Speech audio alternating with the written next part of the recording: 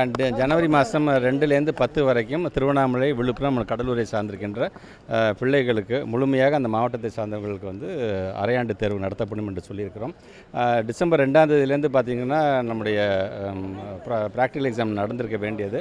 Practical exam நடக்காதனால எப்படியும் ஒரு 14ஆம் தேதி 15ஆம் தேதிக்கு பேர் ஒரு நார்மல் நிலைமைக்கு அது வந்துருச்சு என்று சொன்னால் ப்ராக்டிக்கல் எக்ஸாம் மட்டும் இப்போ நடத்திடுங்க. ஜனவரி மாதம் 2லேருந்து 10க்குள்ளார அவங்களுக்கான அரையாண்டு தேர்வை நடத்துங்கன்னு நாங்கள் வந்து அறிவியல் சொல்லியிருக்கோம். அது அந்தந்த மாவட்டத்தை சார்ந்திருக்கின்ற ஹெச்எம்சி அந்த கால் நாங்கள் எடுக்க சொல்லியிருக்கோம்.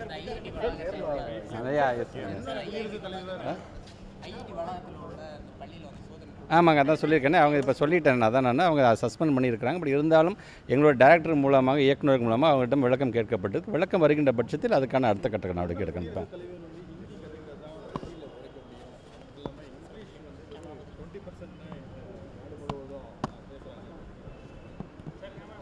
சரி, எனக்கு ஆச்சரியமாக இருக்குது. ஏன்னா மதர் டங்குங்கிறது எவ்வளோ முக்கியம் அப்படிங்கிறது வந்து அதிகமாக வலியுறுத்தி சொன்னதே பார்த்திங்கன்னா சார் தான். பட் அவர் எதனால் இங்கே வந்து அதை சொன்னார் எங்களுக்கு தெரியல. பட் தமிழ் மொழி உங்களுக்கே தெரியும், எத்தனை இந்தியை சார்ந்திருக்கின்ற வடநாட்டை சார்ந்தவங்க இங்கே நம்முடைய தமிழ்நாட்டில் வந்து வேலை செய்து கொண்டிருக்கிறார்கள். அவருக்கு நம்ம எப்படி அடைக்கலம் கொடுத்துட்ருக்கோங்கிறது உங்களுக்கே தெரியும்.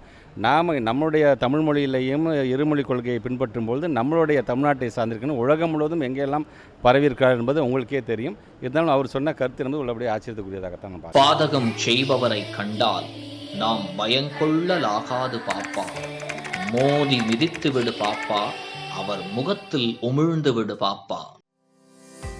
அண்மை செய்திகளை உடனுக்குடன் தெரிந்து கொள்ள இணைந்திருங்கள் இயம்நாடு தொலைக்காட்சியுடன்.